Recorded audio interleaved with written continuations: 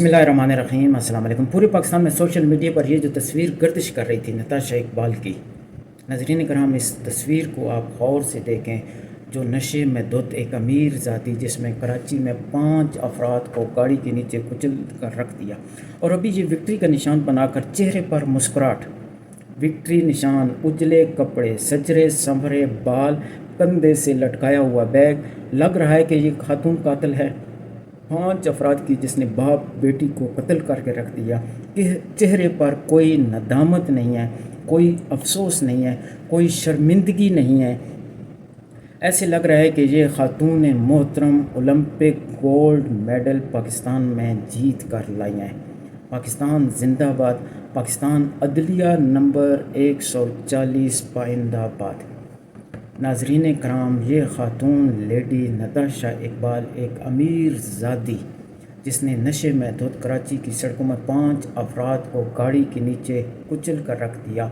ये अमीर ज़ादी chairman Gul Ahmed energy group की बेटी और metro energy group Danish Iqbal की अहलिया है, जिसने एक मासूम तलब इल्म लड़की आमना आरफ और उसके बाप को, जो मोटरसाइकिल पर वहाँ से गुजर रहे थे, और मज़ीद उसने 3 शहरियों को गाड़ी के नीचे कुचल कर रख दिया।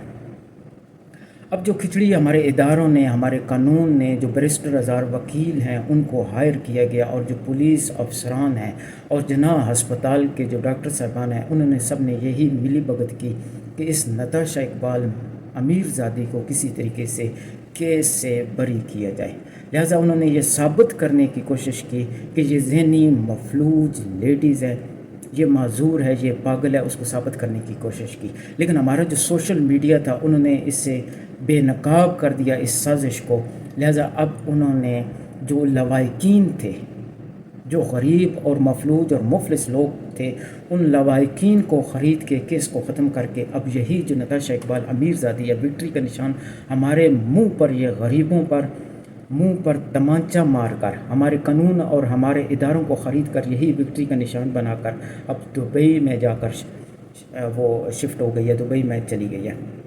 और जिसको ये साबित करना चाहते थे नाज़रीन करम कि ये ज़हनी पागल है, वो 7 करोड़ की गाड़ी चला रही थी और 9 सनती व तजारती इदारों की चीफ एग्जीक्यूटिव और डायरेक्टर है। ये हमारे लिए एक लम्हा फ़िक्रिया है।